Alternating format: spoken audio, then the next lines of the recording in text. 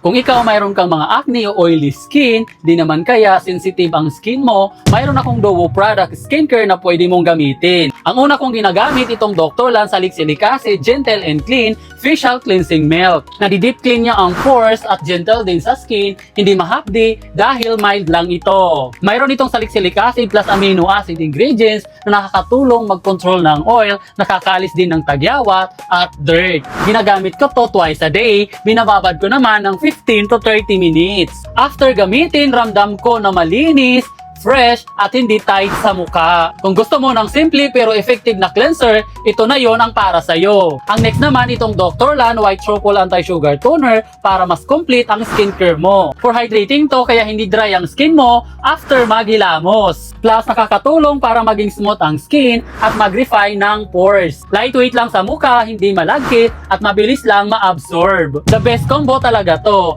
Cleanser plus toner para fresh at clear ang skin mo. Kaya ano pang inaantay mo, mag-check out ka na ng Dr. Lan Salicylic Acid Gentle Acne Cleanser Set.